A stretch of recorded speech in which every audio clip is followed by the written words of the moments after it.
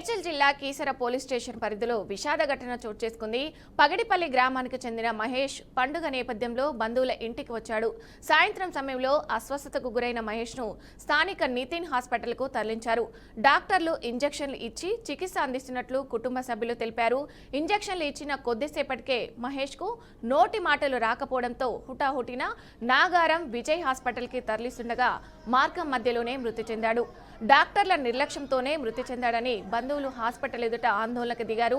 తీవ్ర ఆగ్రహంతో హాస్పిటల్లోని furniture, air కండిషనర్లను ధ్వంసం చేశారు. ఘటనా స్థలానికి చేరుకున్న పోలీసులు పరిస్థితిని అదుపులోకి తెచ్చే ప్రయత్నం చేశారు. మహేష్ మృతిపై కేసు నమోదు చేసి దర్యాప్తు ప్రారంభించారు.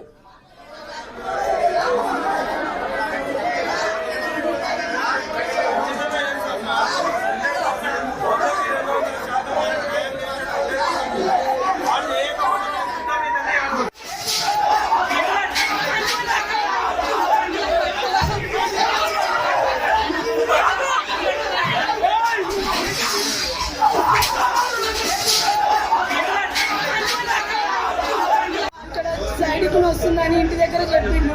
ఇంటి దగ్గర వేడి వాటర్ తాగి ఇక్కడికి వచ్చిండు. ఇంజక్షన్ ఇప్పించుకుంటాను వచ్చిండు. డాక్టర్ ఇక్కడికి రాముడు నరానికి 3 ఇంజక్షన్స్ ఇచ్చిండట. ఇంజక్షన్స్ ఇది మంచిగా అట్లనే పడిపోయిందట. ఇంజక్షన్ 3 నరానికి ఇచ్చాడు.